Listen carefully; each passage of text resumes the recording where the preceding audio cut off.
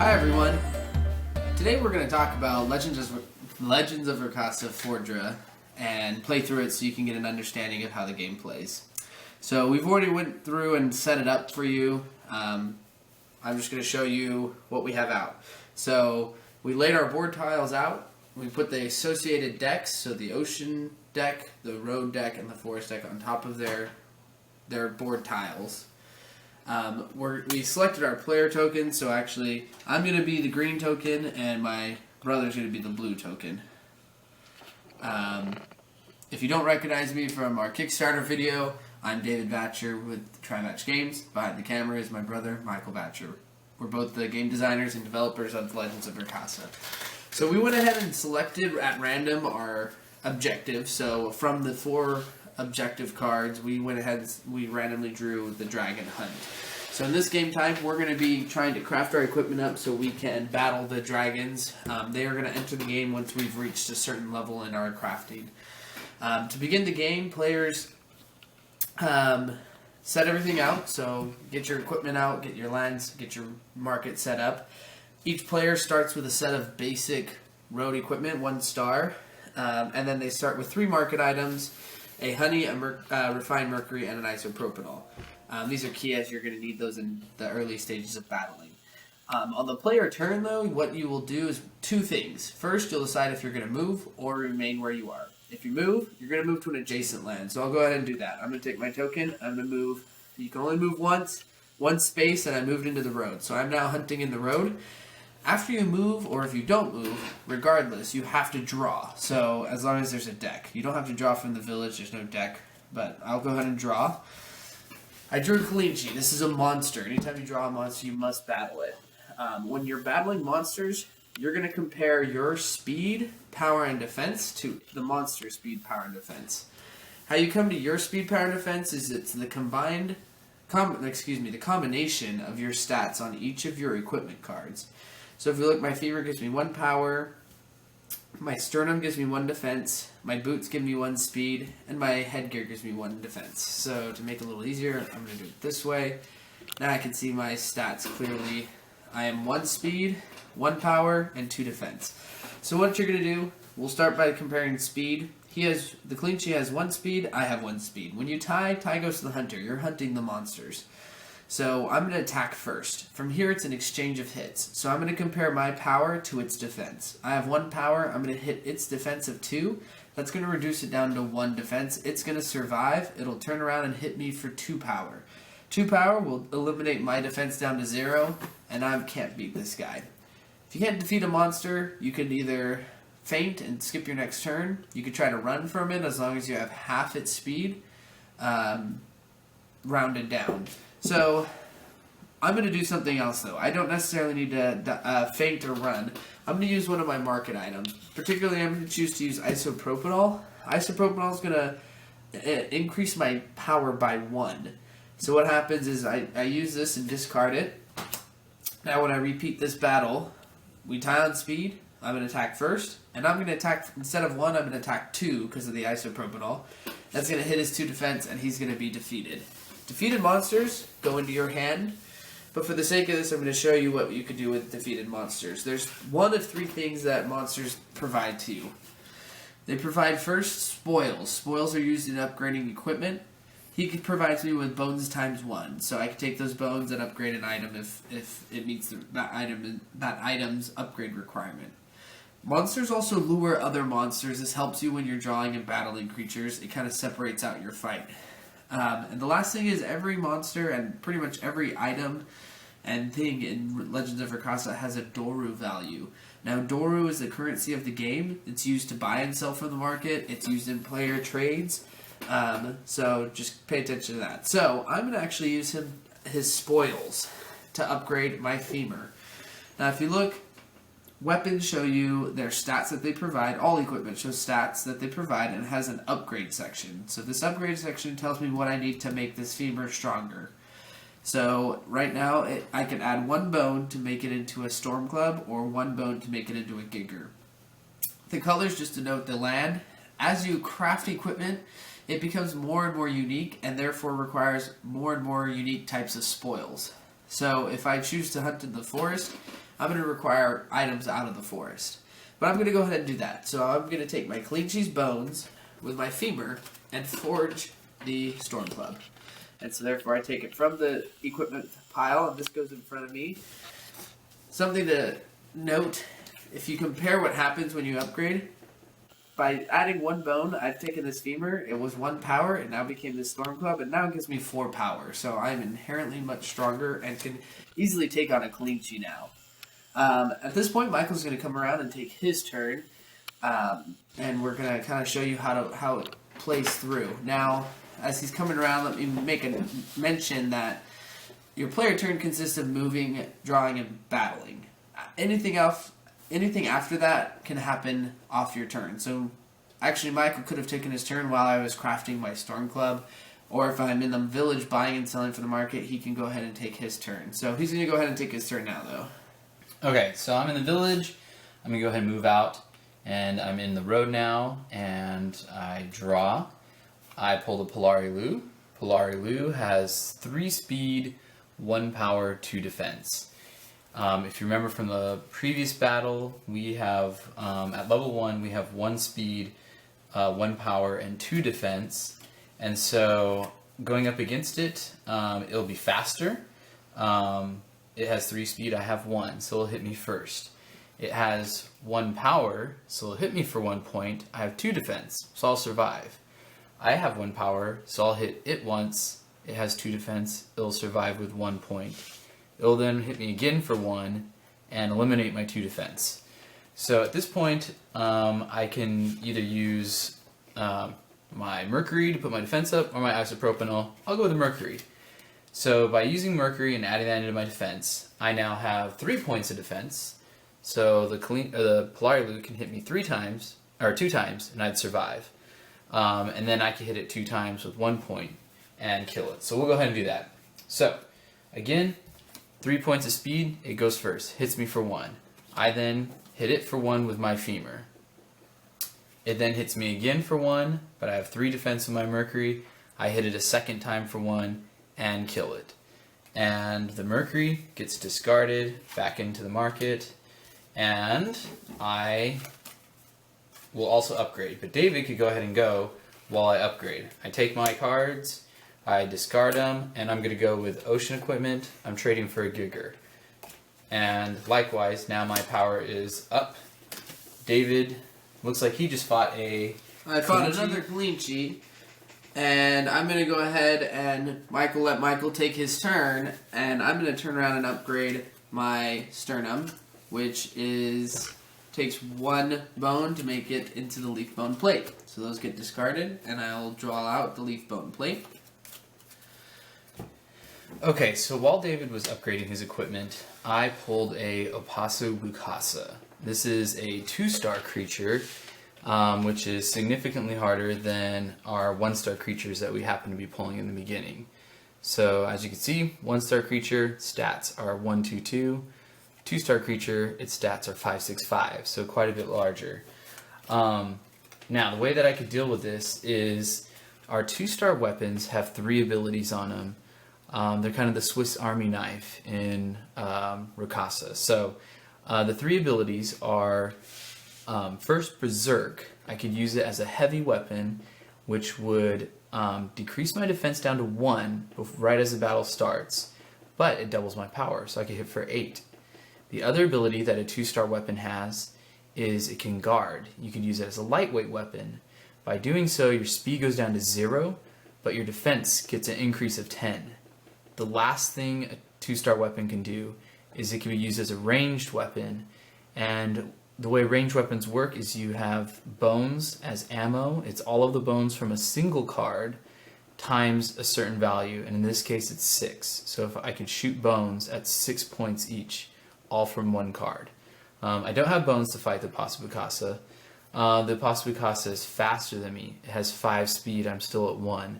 So if I use Berserk, my defense could go down to 1, it'll hit me first and obliterate me. So my options, there's 1, it is guard. So I could put my defense up 10, my speed goes down to 0. It's already faster than me, so I'll go ahead and do that.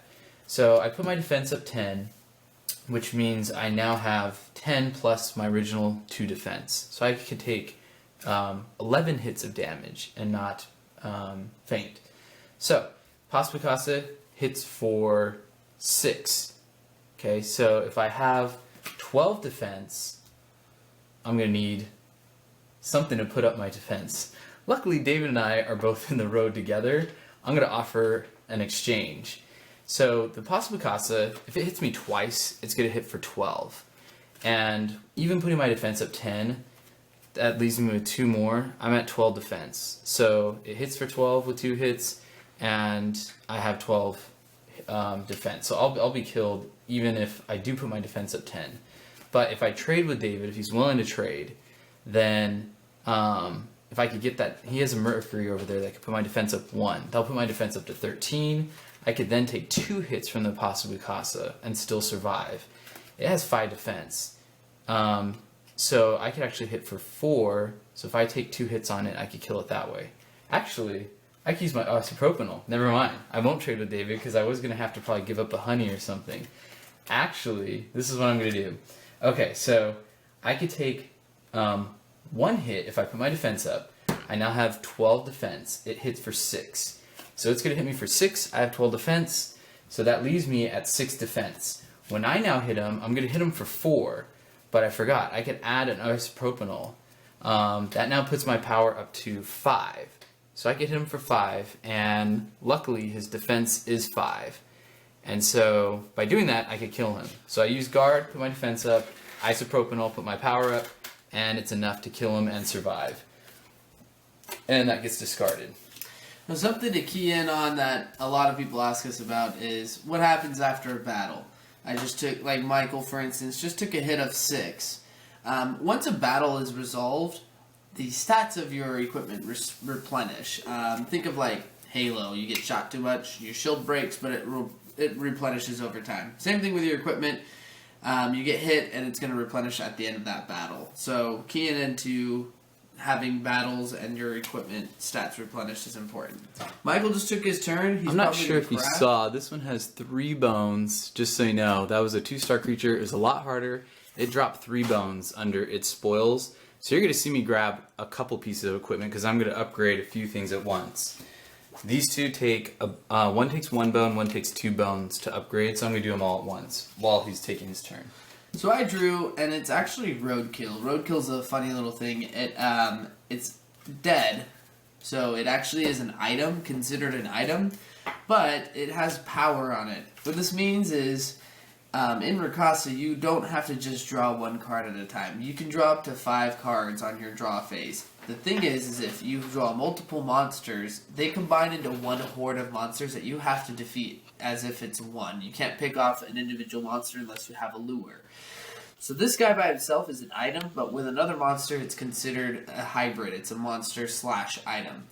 I can pick this up, but I'm going to go ahead and risk drawing a 2nd card. And I'll choose to stop there because, like I said, what's going to happen is this guy is going to boost the Polarilu. So this was a battle before that Michael fought with the Polarilu. It has 3 speed. I upgraded my armor, so that gave me 2 speed, 2 defense. So now I'm up to 3 speed. So we tie on speed, so I'm going to strike first. He would actually, if he was hitting me, hit me for 2 power, but since I'm faster than him and I have 4 power, I'm going to hit his 2 defense with my 4 power and he's going to be defeated. And I'll claim these spoils. Now, something to pay attention to, unlike the Apostle Bukasa who had 3 bones, the flat roadkill and any roadkill gives you multiple types of spoils. So a bone, a teeth, and a scale. Now I could use this bone to upgrade an item, but anything in Rakasa that is not used either crafting or selling and buying and selling from the market is wasted. There's no cash back or anything like that, or resource tokens that you can, track your teeth or scales. Some people were known for using like a D6, but in general, if you don't use it, you lose it. So I could use this right now to upgrade using the bone, but I'll lose the teeth and scale.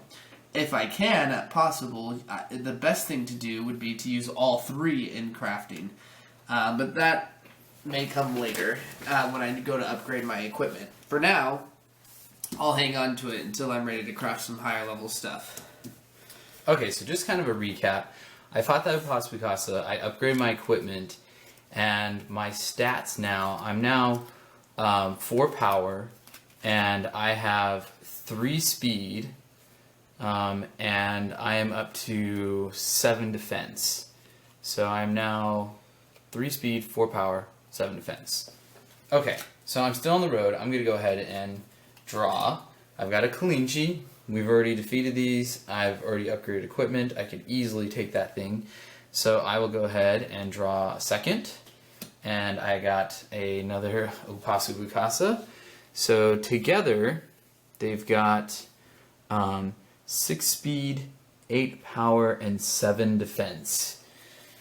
So 6 speed, they are faster than me. They attack for 8, and they have 7 defense.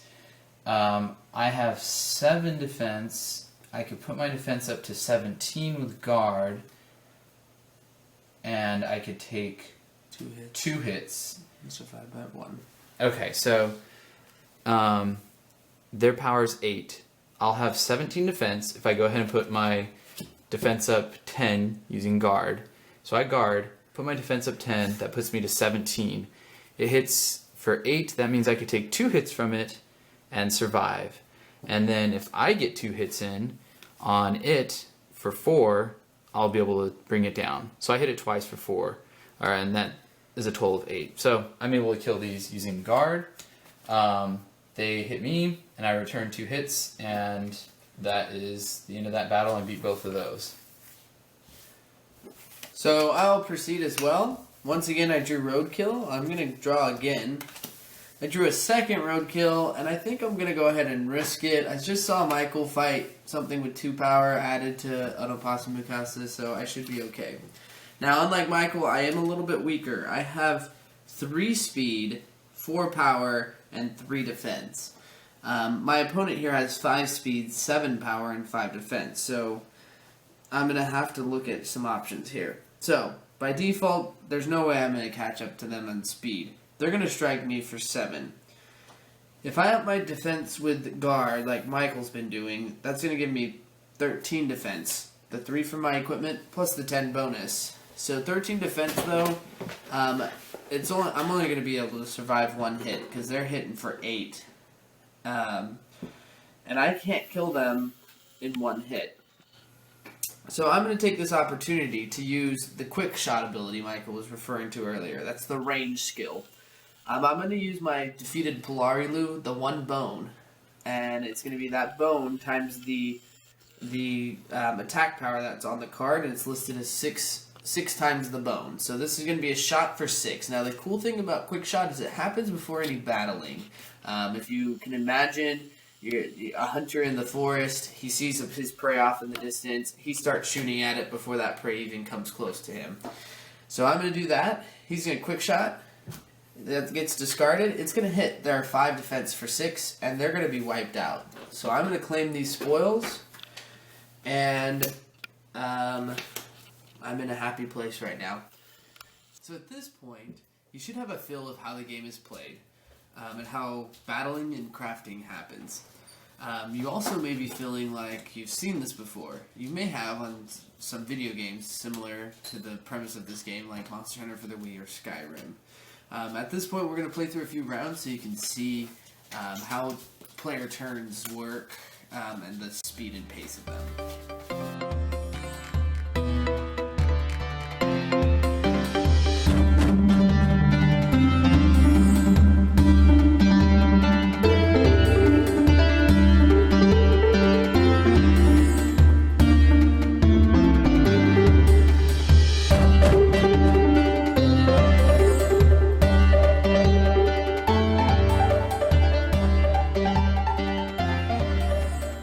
Okay, now that you've seen us take a few turns and saw the pace of the game, let's just kind of recap at where we're standing each. We'll start with Michael here. He's upgraded all of his equipment to 2-star equipment, which we didn't mention this. Stars on the cards denote specifically on monsters and players, the strength of the particular equipment or the monster. So Michael is in essence the equivalent to a 2-star monster. He has 5 speed, 4 power, and 8 defense, so he's pretty defensive. As far as his spoils from battle or what he's gained, he has a few higher level, or higher star, I should say, monsters that provide multiple bones. More likely he'll use these to quick shot. He has some roadkill here that looks like they're spoils that he needs for upgrading. He has a stack of low level monsters.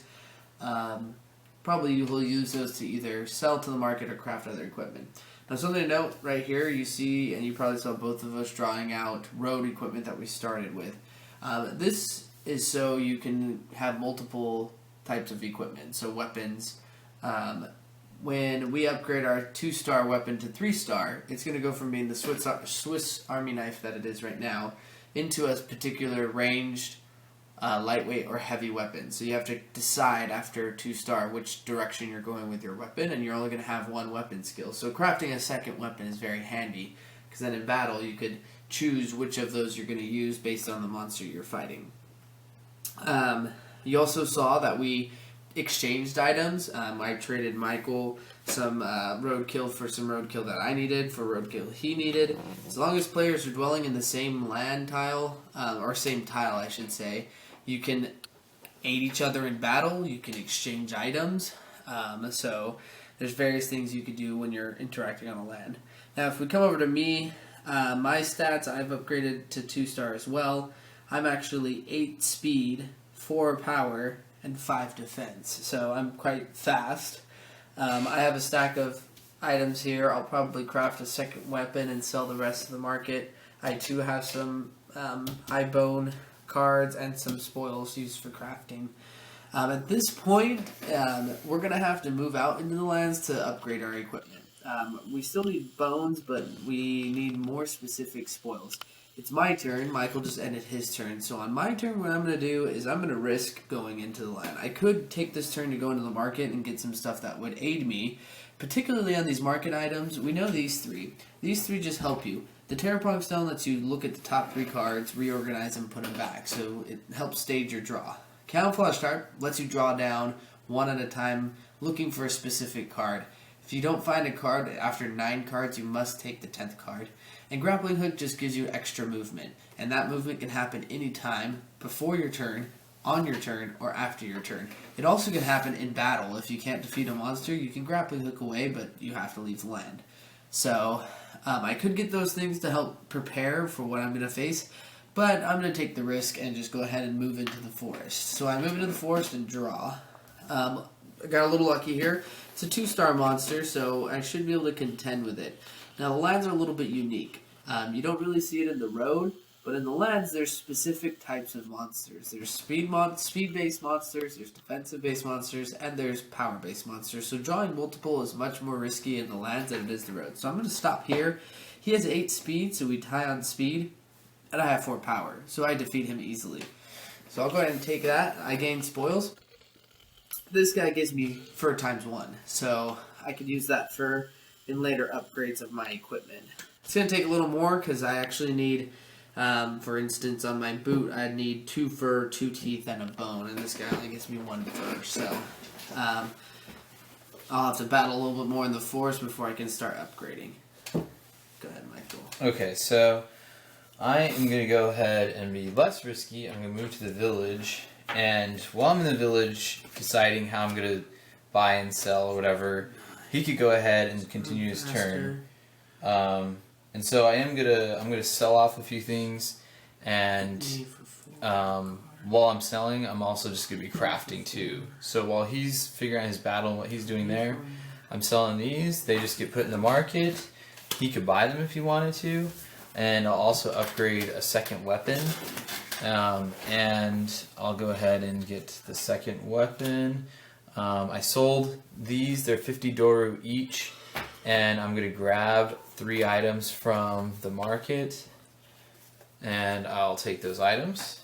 And in that time that I did my marketing, he completed his turn. So it's now my turn. I'm going to... Grappling Hook lets you, like you said, move right away. I'm going to go ahead and move before I start my actual turn in moving. So now I'm starting on the road, and I'll go ahead and move into the ocean. before I draw the card, I'm going to use a Terrapung Stone. And I get to look at the top 3 cards and put them back in whichever order I want. So, I'm going to set this up so I don't die.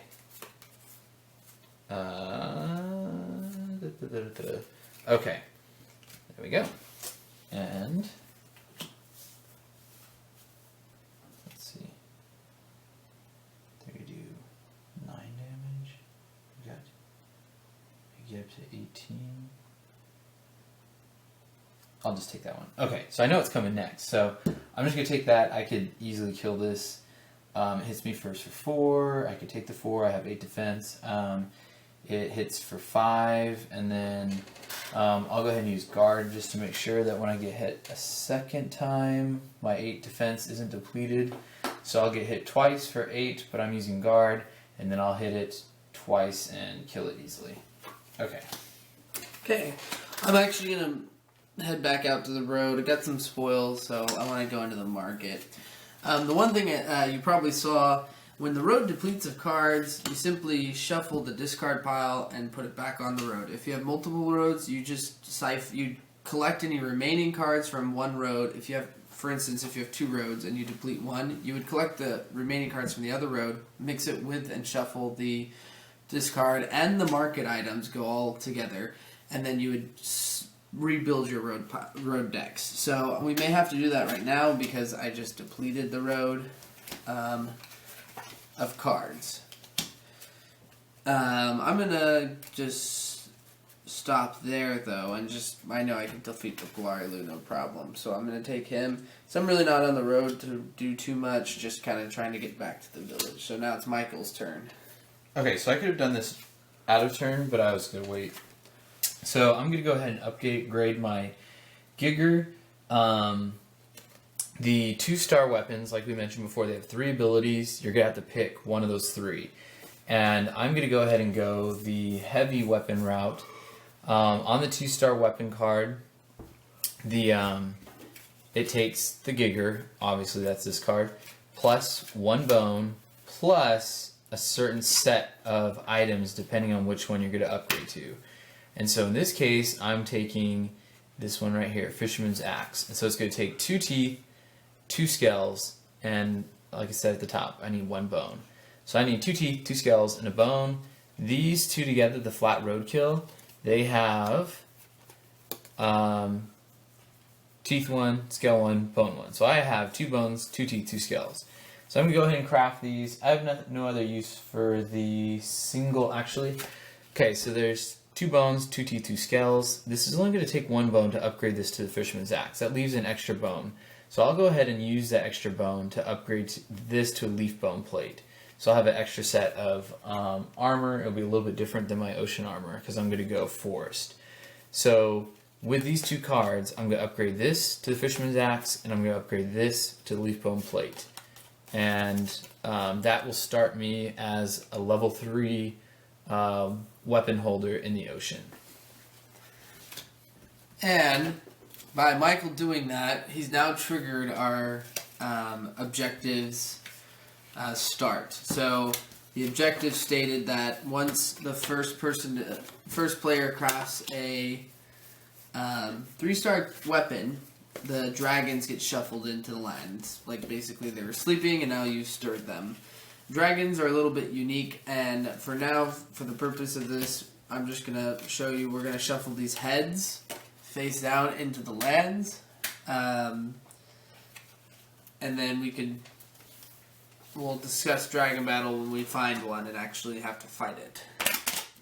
So, just be aware, dragons are now in the game. You can play one of 2 ways. Sometimes we play that if you draw a dragon head, you can continue hunting in the land. Other times, we also play that when you draw the dragon, you have to defeat the dragon before hunting in the land. So, the first is a little easier on new players. The latter, more difficult. Because if we were to fight a dragon right now, dragons, you really want to be at 3-star.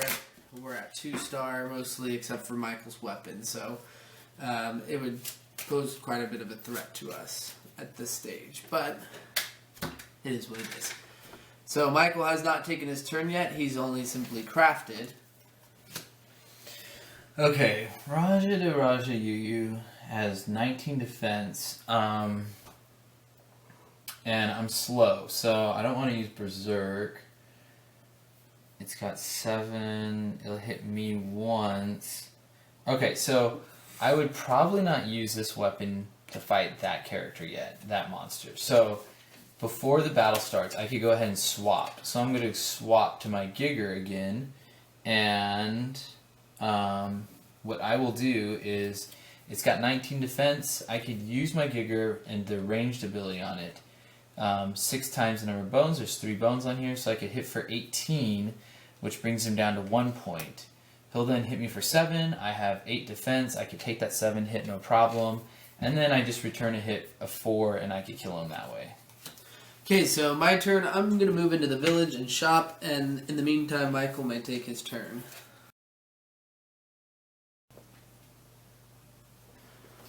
Welcome back. So we went ahead and took quite a few turns. You didn't really need to see those because it's repetitive of what we've already done. But at this point, we've both upgraded to 3-star equipment. I actually upgraded my two weapons, one into the ranged weapon, the long shot, and one into the lightweight weapon, the machete. So I can quick shot with this, guard with this. I also upgraded my gear. I am quite defense based now. So I have 5 speed, and then both my weapons have 6 power, and then my defense is 17. Michael, on the other hand, he also upgraded to 3-star equipment. He upgraded his 2 different types of armors. He is ranged on one weapon and heavy on the other weapon. He's quite fast now. He actually has 17 speed, and then a little bit more defense and less speed when he equips his furry vest. At this point, I think I'm ready to start searching for the dragon. Remember in the previous part we upgraded the 3-star weapon, and then we activated our event so the dragon heads were shuffled into lands. So now I'm intentionally looking for it. I'm going to use a camouflage card. Remember, this lets me draw down, so I start flipping 1 card at a time until I find a card that I like. On the 10th card, though, I have to take it. So if I don't select one before, I don't want the Terratupai, so he's going to get discarded. I don't want the Emos Eagle, he'll be discarded. I don't want the Pukang, he'll be discarded. And there it is. The Boomy Naga, which is the Forest Dragon. So when he's summoned, he comes in 3 parts. And these 3 parts actually form 1 dragon. So you probably have seen this on our website. It forms 1 dragon, but each part has its own stats. So I'm going to have to choose which part I'm going to battle. When I'm battling, the parts function as 1 battle. So if I defeat a part, I carry over everything into the next part. So parts have stats. Parts also give boosts to the other parts of the body. So for instance, these feet give you a defense, give the other 2 parts 3 defense when you're battling it. And then so on and so forth. The body gives you 3 speed, and the head gives 3 power to the other 2 parts. So there's base stats of the part, there's boosts to other stats, boosts to other parts of the body, and the last thing is an elemental boost. These apply to every single part, and have different, the boosts are a result of different things. So for instance, on this one, if you are fighting the dragon with a forest weapon, he's going to get plus 10 defense. So he gets plus 10 defense against a forest weapon. He gets plus 5 defense against an ocean weapon. On this one, if the dragon's dwelling in the land, he gets a plus 10 speed boost to all 3 parts. So he gets a plus 10 speed boost for being in the forest. Now you may ask, when is the forest dragon ever not in the forest? There are certain events that may cause the dragons not to spawn in their particular land. And this last one is, He gets a power bonus if you're wearing equipment from the desert or the mountain or the ocean. So +10 if he gets +10 power if you are wearing desert equipment, +5 power if you're wearing mountain equipment, +2 power against you if you're wearing ocean equipment. So how you tackle a dragon is you kind of look at the bonuses and then decide which part you want to take. I'm defensive and I have range, so I get quick shot. So I'm probably going to be looking for something with low defense. If you look at the base stats of these three parts, one stat's weighted defense, one stat's weighted speed, one stat is weighted power. So I think what I'm going to do at this point is I'm going to try to just quick shot the head. He has high power, but he shouldn't have too much speed and shouldn't have too much defense. And with quick shot, I really don't care about his speed. I'm just trying to take him down his defense. So he has 5 defense inherently here.